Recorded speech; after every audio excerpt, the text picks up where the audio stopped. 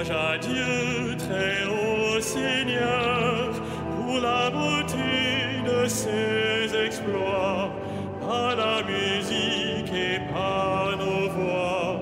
Louange à lui dans les hauteurs. Louange à Dieu, très haut Seigneur, pour la beauté de ses exploits, par la musique et par nos voix. Louange à lui dans les hauteurs. Louange à lui, puissance, honneur, pour les actions de son amour, au son du corps et du tambour. Louange à lui pour sa grandeur. Louange à Dieu, très haut Seigneur, pour la beauté de ses exploits, par la musique et par nos voix. Louange à lui dans les hauteurs. Tout vient de lui, tout est pour lui. Harpe, cithare, louez-le. Cordes et flûtes, chantez-le. Que tout vivant le glorifie. Louange à Dieu, très haut Seigneur, pour la beauté de ses exploits, par la musique et par nos voix. Louange à lui dans les hauteurs.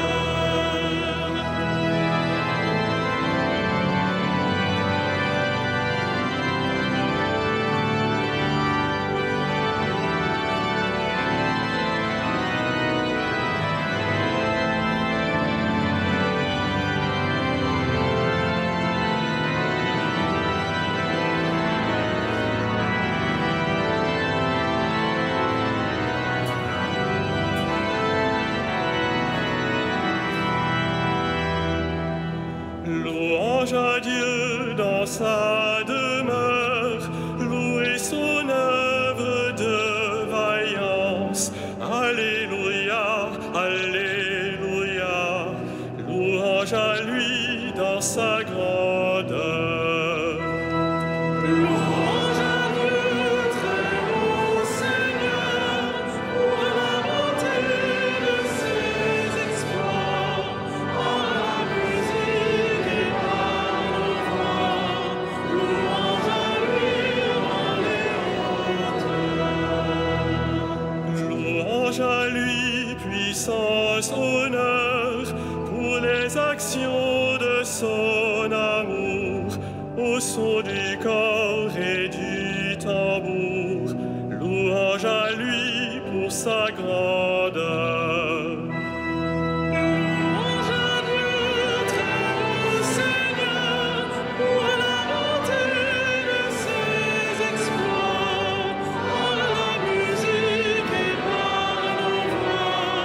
Louange à lui dans les hauteurs.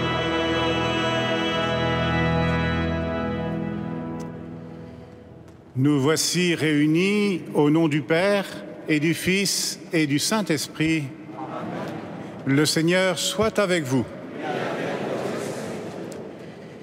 Nous sommes heureux ce soir de nous retrouver dans cette cathédrale élargie aux ondes de Radio Notre-Dame et à la télévision KTO qui nous rejoint et que nous rejoignons. En ce jour où Monseigneur Jérôme Beau a été installé dans l'archevêché de Bourges avec tous les évêques auxiliaires et l'archevêque de Paris, je préside ce soir pour la première fois la messe avec vous.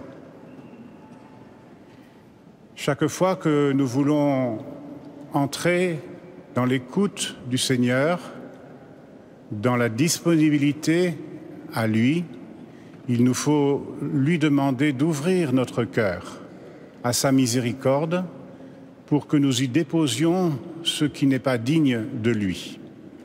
Un instant, nous faisons silence et nous demandons au Seigneur miséricorde sur nos péchés.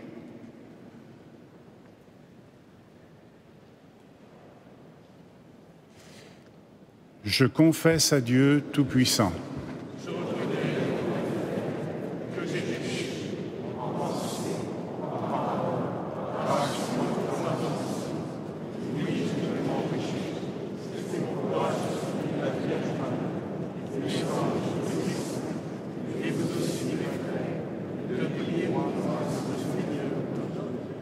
Que Dieu Tout-Puissant nous fasse miséricorde, qu'il nous pardonne nos péchés et nous conduise à la vie éternelle.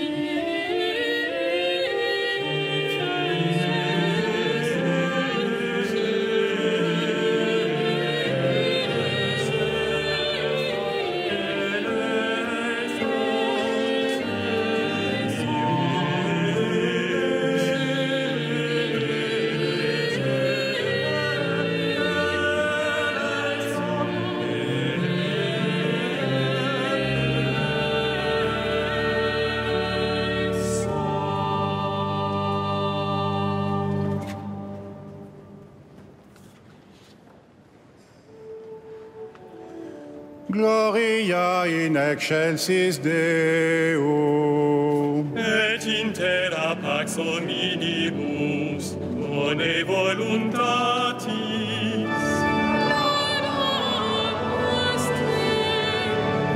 Benedicimus te.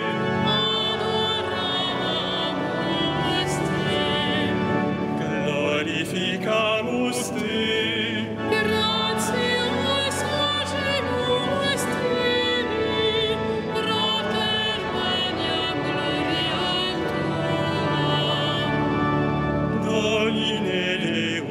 Rex celestis, Deus Pater omnipotens.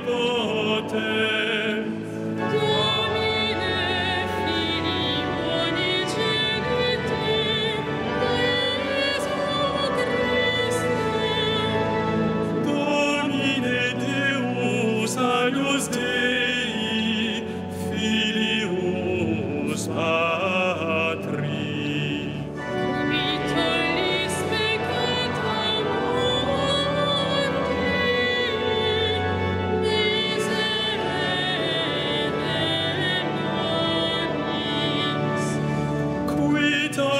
Peccata mundi, suscipe precationem nostra.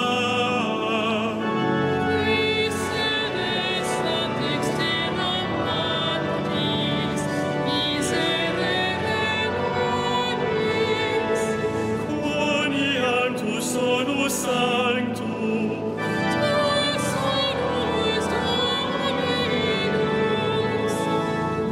solus altissimus,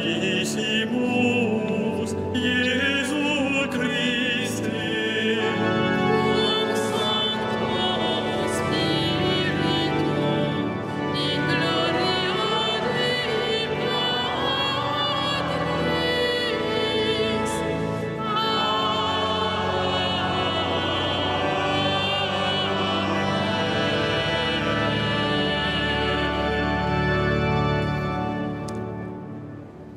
Prions ensemble le Seigneur. Seigneur, tu as voulu que toute la loi consiste à t'aimer et à aimer son prochain. Donne-nous de garder tes commandements et de parvenir ainsi à la vie éternelle. Nous te le demandons par Jésus le Christ, notre Seigneur et notre Dieu, vivant pour les siècles des siècles. Amen.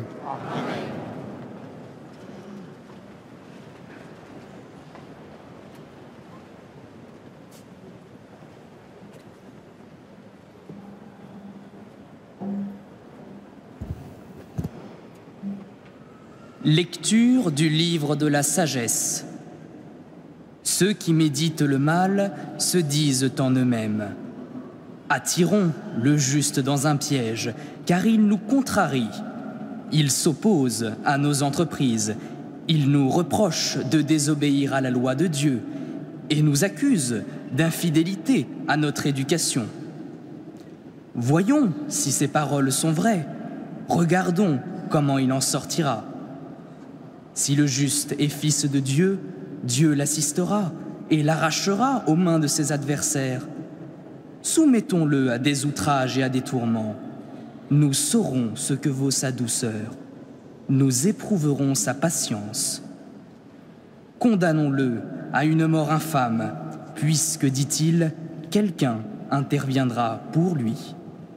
Parole du Seigneur. Nous rendons grâce à Dieu.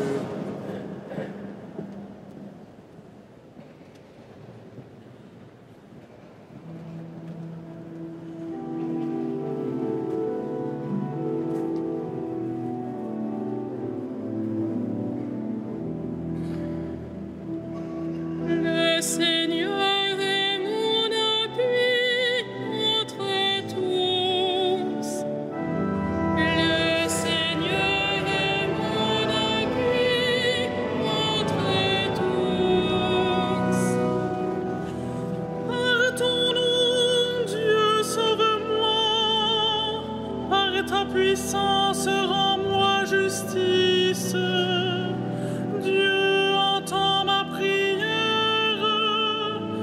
Écoute les paroles de ma bouche.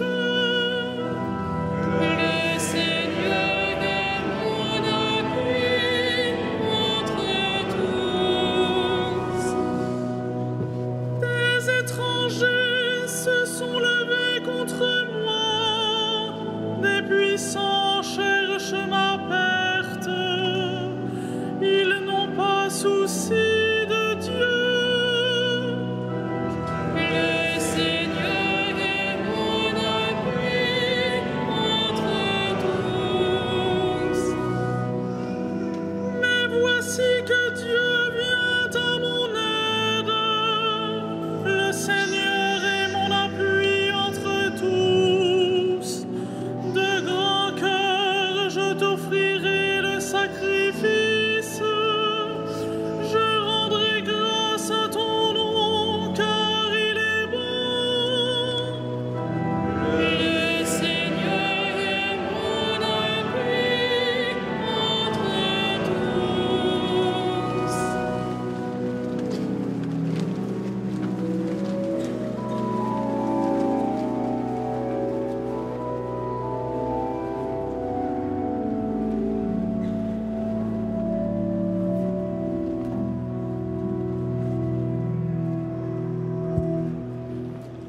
Lecture de la lettre de Saint Jacques. Bien-aimés, la jalousie et les rivalités mènent au désordre et à toutes sortes d'actions malfaisantes. Au contraire, la sagesse qui vient d'en haut est d'abord pure, puis pacifique, bienveillante, conciliante, pleine de miséricorde et féconde en bons fruits, sans parti pris, sans hypocrisie. C'est dans la paix qu'est semée la justice, qui donne son fruit aux artisans de la paix. D'où viennent les guerres? D'où viennent les conflits entre vous? N'est-ce pas justement de tous ces désirs qui mènent leur combat en vous-même? Vous êtes plein de convoitises et vous n'obtenez rien, alors vous tuez. Vous êtes jaloux et vous n'arrivez pas à vos fins, alors vous entrez en conflit et vous faites la guerre. Vous n'obtenez rien parce que vous ne demandez pas. Vous demandez, mais vous ne recevez rien. En effet, vos demandes sont mauvaises, puisque c'est pour tout dépenser en plaisir. Parole du Seigneur.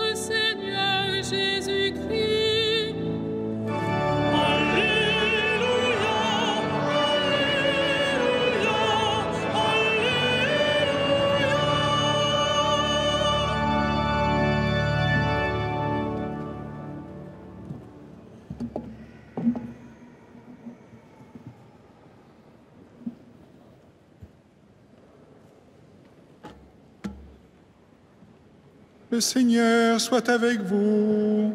Et avec votre esprit. Évangile de Jésus-Christ selon saint Marc. Gloire à toi, Seigneur.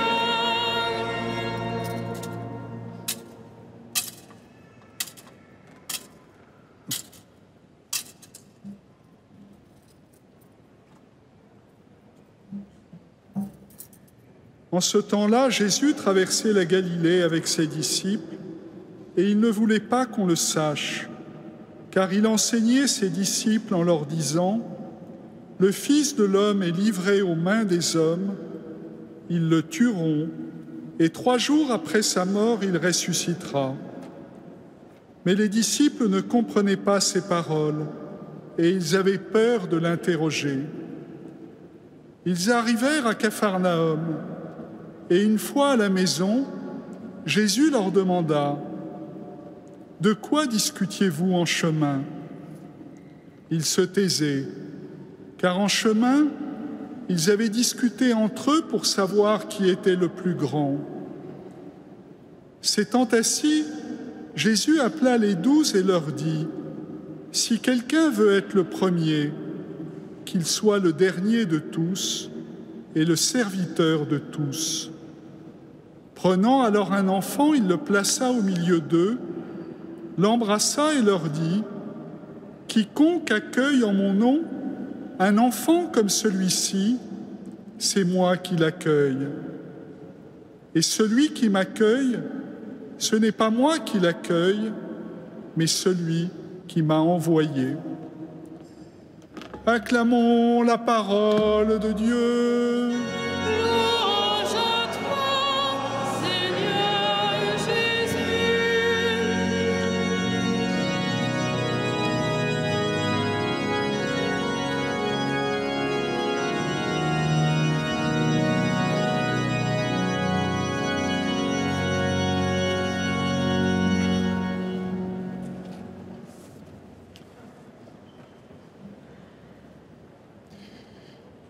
Il y a des paroles de Jésus dans les évangiles qui demandent des explications parce qu'elles posent plus de points d'interrogation sur nos têtes que des points d'exclamation dans nos cœurs. Et aujourd'hui, il y a une parole que Jésus, ou des paroles que Jésus dit et qu'il a besoin d'expliciter par un geste. Il dit que le Fils de l'homme va mourir et il va prendre un petit enfant pour les mettre au milieu de ses apôtres. Il fait ce geste parce que les apôtres, tout en marchant avec ou derrière Jésus, parlaient avec sans complexe de savoir qui était le plus grand, qui était le plus beau, qui était le meilleur. Juste au moment où Jésus est en train d'annoncer, de manière un peu énigmatique, qu'il va mourir et ressusciter. Et une espèce de honte qu'il doit y avoir à l'intérieur d'eux, qui fait que lorsque Jésus les interroge « De quoi étiez-vous en train de parler ?», ils se taisent. Mais Jésus sait bien ce dont il parlait, et plutôt que de leur faire la morale, ou plutôt que de leur dire que c'est pas bien, il va s'asseoir. Et en s'asseyant, et sans probablement demander aux apôtres de s'asseoir avec lui, il va obliger ses disciples à abaisser leur regard vers lui. Parce que justement, ils sont en train de se poser la question « Qui est le plus grand ?» Et lui, il se met à la dernière place. Il s'abaisse physiquement, Jésus, pour que eux apprennent à s'abaisser. Parce qu'il faut qu'ils s'abaissent et qu'ils abaissent peut-être aussi leur ego et leur façon de penser Dieu pour pouvoir comprendre Jésus. Pas tant comprendre Jésus dans ce qu'il est en train de dire que comprendre Jésus lorsqu'il sera le Fils de l'homme sur la croix. Parce que c'est quelque chose qui est inimaginable, que Dieu puisse ainsi venir partager la condition humaine. Il faut que les disciples, il faut que l'Église apprenne à s'abaisser pour comprendre celui qui s'est abaissé. Il y a donc pour l'Église, il y a donc pour les adultes que nous sommes, un devoir de s'asseoir, comme on le dit dans les équipes Notre-Dame.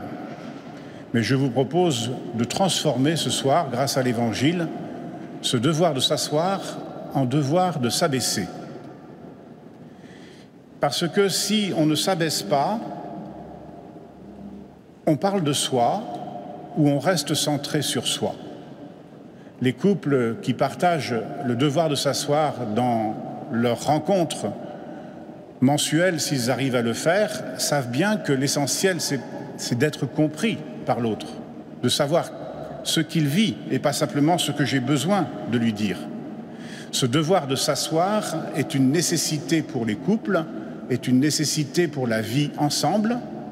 Et Jésus nous annonce ce soir que lui-même s'assoit pour pouvoir parler avec les hommes. Pour tout adulte qui parle à un enfant, il faut aussi apprendre à s'abaisser. Pas s'abaisser dans la niaiserie, mais s'abaisser dans la compréhension, arriver à se mettre à la juste hauteur de ce que l'enfant peut comprendre, de ce que l'enfant a besoin pour grandir. Jésus fait de l'abaissement une pédagogie de la rencontre. Et quand il a fait ça, Jésus, il prend un petit enfant, c'est pas un enfant de 4-5 ans qui sait marcher, c'est un tout petit, un teknios, comme on dit en grec. Et un petit enfant, c'est quoi? Nous le savons tous, c'est un petit être qui ne peut pas exister si on ne pense pas à lui.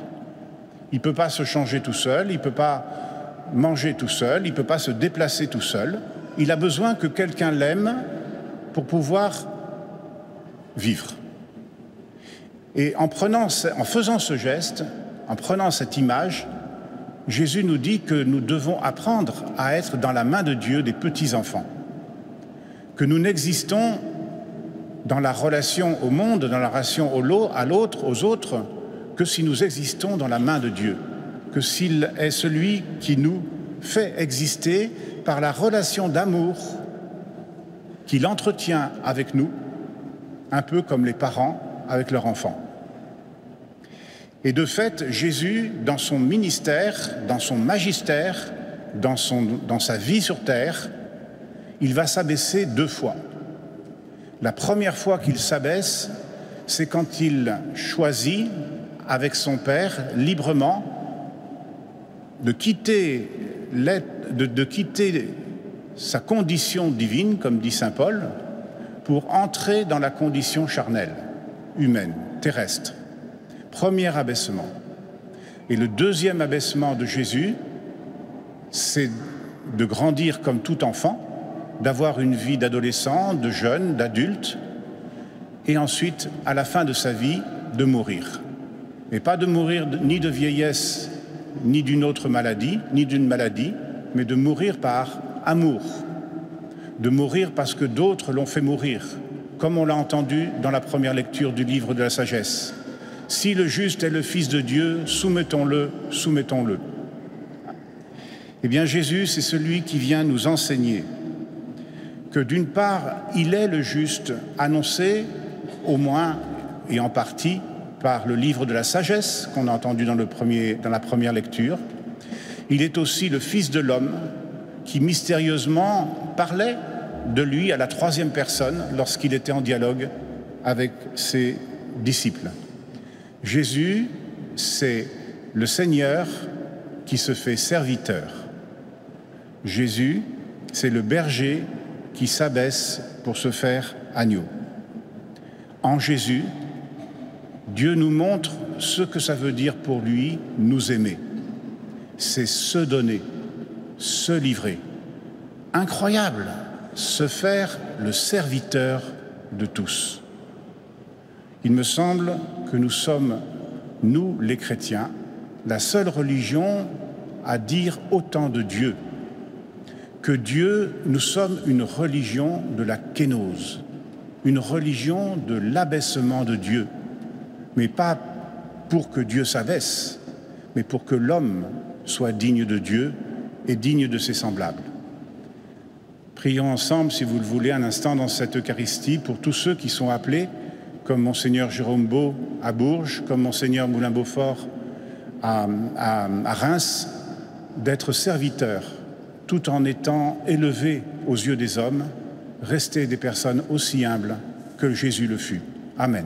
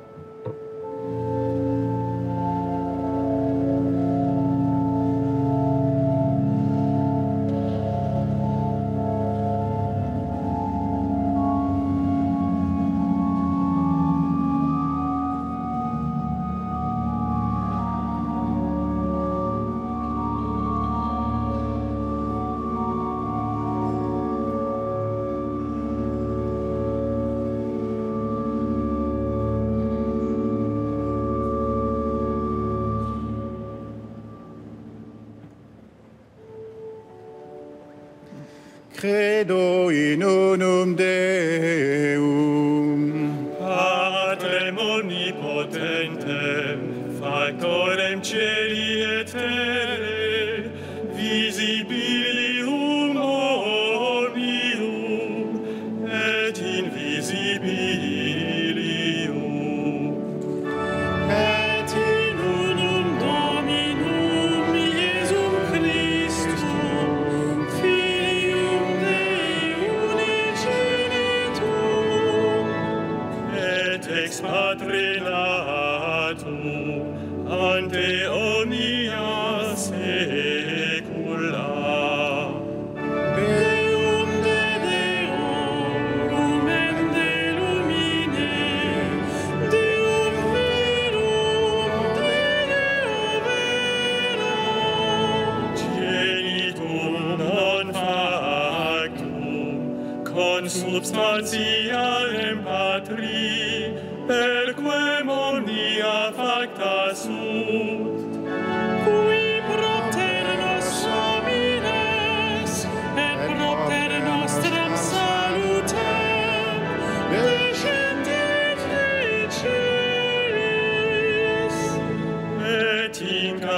Beatus est Spiritus Sancto, ex Maria Virgine, et homo factus est. Crucifixus etiam pro nobis sub Pontio Pilato assus et sepultus est. Et resurrexit tertia die, secundum scripturas. Et ascendit in caelum, sedet ad dexteram Patris. Et iterum venturus est cum gloria, judicare vivos et mortuos, cuius regni non erit finis. Et in Spiritum Sanctum Dominum, et vivificantem, qui ex Patre Filio qui procedit. Qui cum Patre et Filio simul adoratur, et con glorificatur, qui locutus est per prophetas. Et unam sanctam catholicam et apostolicam ecclesiam Confiteor unum baptisma in remissionem peccatorum. et expectum resurrectionem mortuorum Et vitam venturi seculi.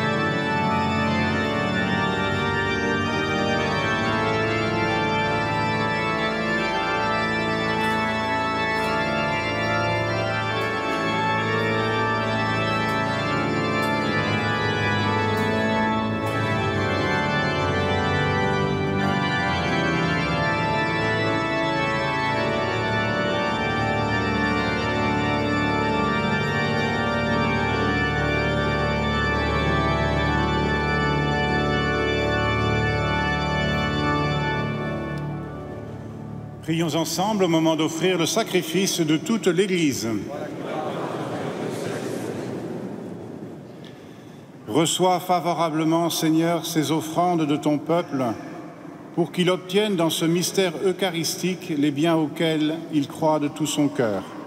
Nous te le demandons par Jésus le Christ, notre Seigneur, et pour les siècles des siècles.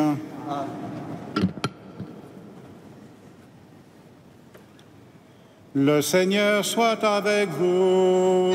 Et avec votre esprit, Élevons notre cœur. nous le tournons vers le Seigneur. Rendons grâce au Seigneur notre Dieu. Cela est juste et bon. Vraiment, il est juste et il est bon de te rendre gloire, de t'offrir notre action de grâce toujours et en tout lieu. À toi, Père très saint, Dieu éternel et tout-puissant, par le Christ notre Seigneur. En naissant parmi les hommes, il les appelle à renaître. En souffrant sa passion, il a supprimé nos fautes. Par sa résurrection d'entre les morts, il donne accès à la vie éternelle. Et par son ascension auprès de toi, notre Père, il nous ouvre le ciel. C'est pourquoi, avec tous les anges et tous les saints, nous chantons l'hymne de ta gloire et sans fin nous proclamons.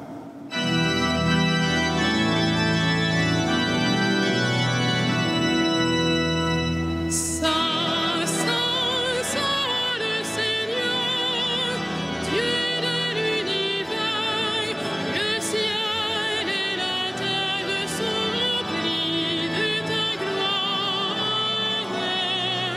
Hosanna au plus haut des cieux, béni soit celui qui vient au nom du Seigneur. Hosanna au plus haut des cieux.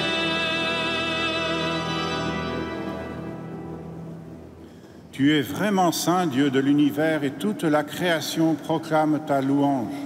Car c'est toi qui donnes la vie, c'est toi qui sanctifies toutes choses par ton Fils Jésus-Christ, notre Seigneur, avec la puissance de l'Esprit Saint.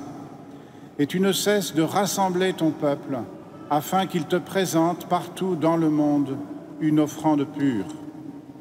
C'est pourquoi nous voici rassemblés devant toi. Et dans la communion de toute l'Église, en ce premier jour de la semaine, nous célébrons le jour où le Christ est ressuscité d'entre les morts. Par lui que tu as élevé à ta droite, Dieu Tout-Puissant, nous te supplions de consacrer toi-même les offrandes que nous apportons. Sanctifie-les par ton esprit pour qu'elles deviennent le corps et le sang de ton Fils, Jésus-Christ notre Seigneur, qui nous a dit de célébrer ce mystère. La nuit même où il fut livré, il prit le pain. En te rendant grâce, il le bénit, il le rompit et le donna à ses disciples en disant « Prenez et mangez-en tous, ceci est mon corps livré pour vous. »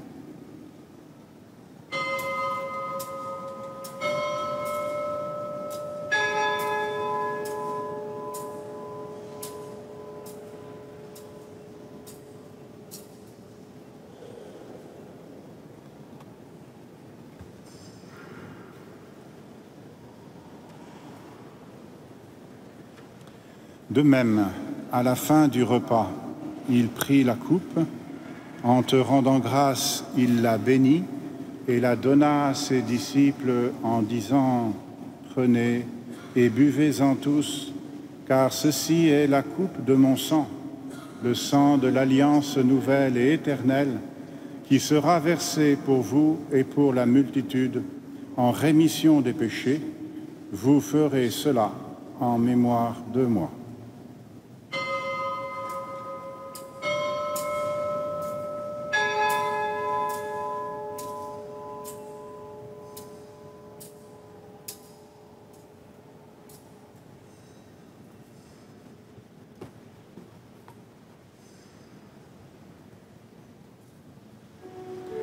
Il est grand le mystère de la foi.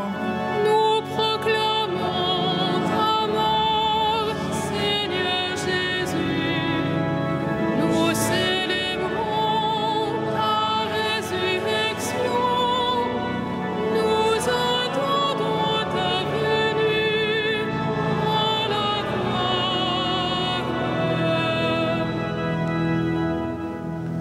En faisant mémoire de ton Fils, de sa passion qui nous sauve, de sa glorieuse résurrection et de son ascension dans le ciel, alors que nous attendons son dernier avènement, nous présentons cette offrande vivante et sainte pour te rendre grâce.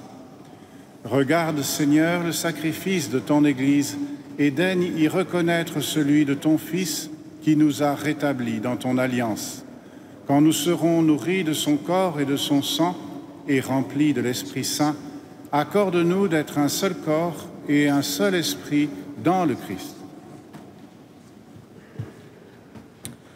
Que l'Esprit Saint fasse de nous une éternelle offrande à ta gloire, pour que nous obtenions un jour le bien du monde à venir, auprès de la Vierge Marie, la bienheureuse Mère de Dieu, avec Saint Joseph, son époux, les apôtres, les martyrs et tous les saints qui ne cessent d'intercéder pour nous.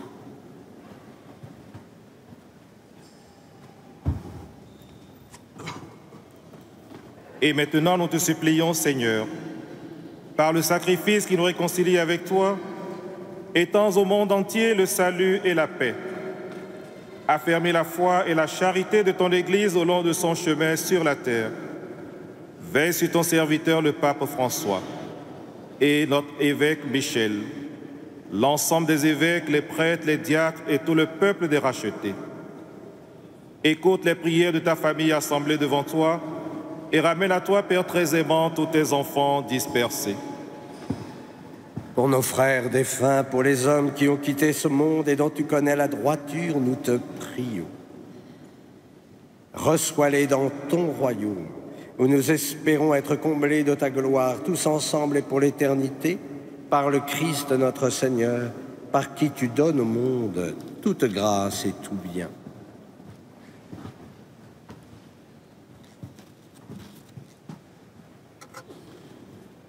Par lui, avec lui et en lui, à toi, Dieu le Père Tout-Puissant, dans l'unité du Saint-Esprit, tout honneur et toute gloire pour les siècles des siècles. Amen.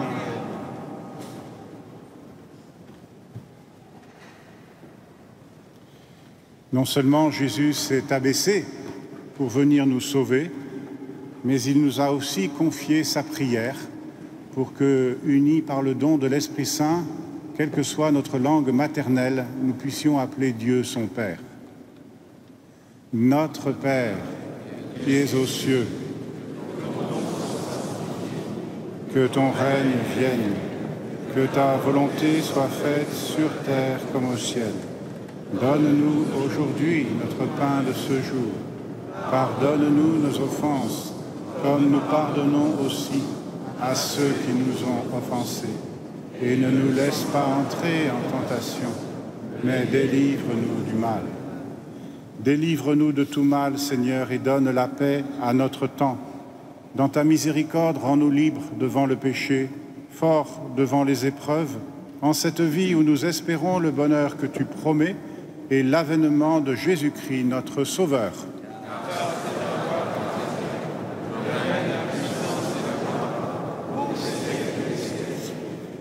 Seigneur Jésus-Christ, tu as dit à tes amis, à tes apôtres, je vous laisse la paix, je vous donne ma paix. Ne regarde pas notre péché, mais la foi de ton Église.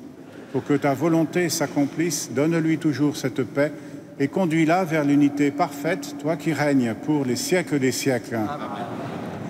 Que la paix du Seigneur soit toujours avec vous. Frères, donnez-vous un signe de paix.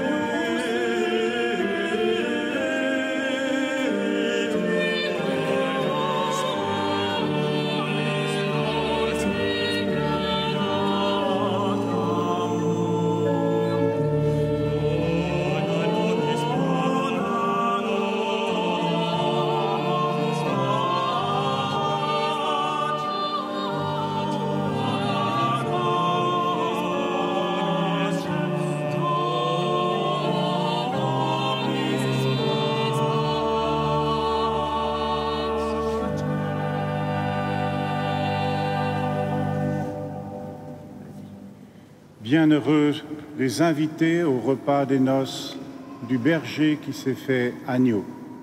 Voici l'agneau de Dieu qui enlève le péché du monde. Le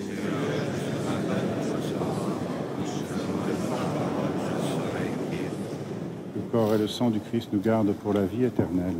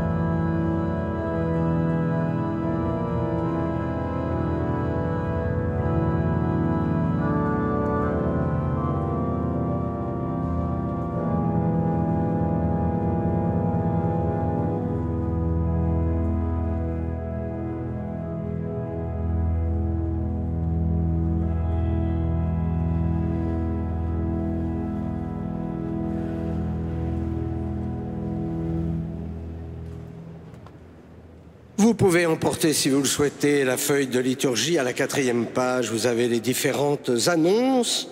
Mardi, comme tous les mardis, nous avons un très beau concert.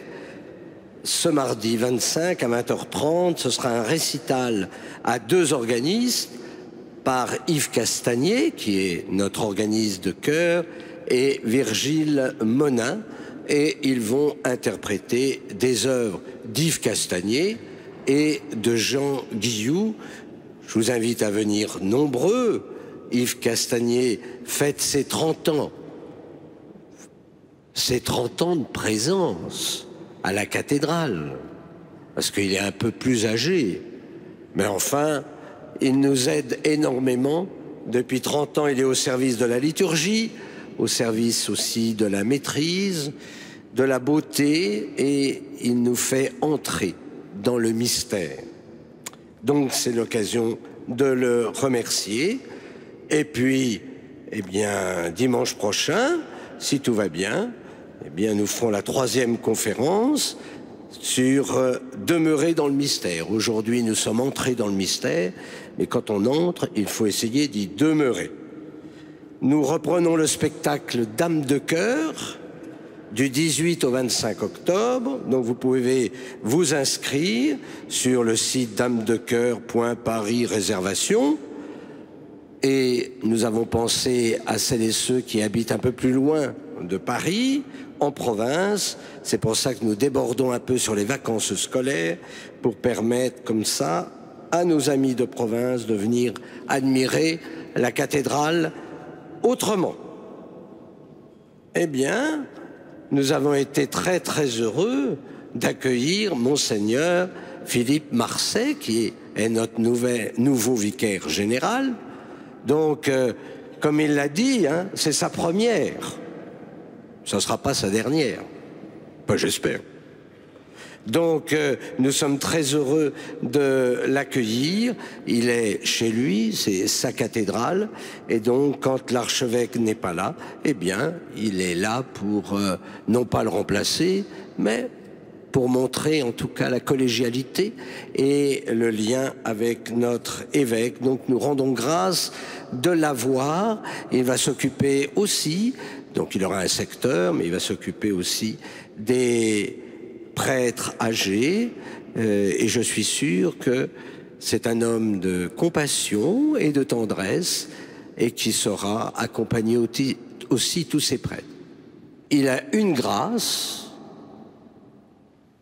c'est que je l'ai formé. C'est quand même pas... C'est pas rien, hein?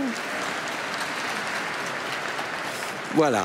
Alors nous pouvons nous lever et nous achevons la prière.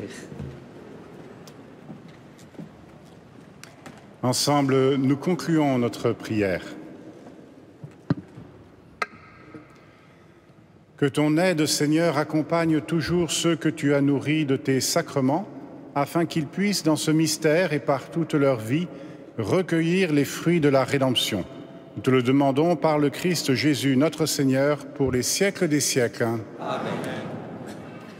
Le Seigneur soit avec vous. Qu'il pose sur chacun de nous sa bénédiction dans le nom du Père, du Fils et du Saint-Esprit. Allez dans la paix du Christ. Nous rendons grâce à Dieu.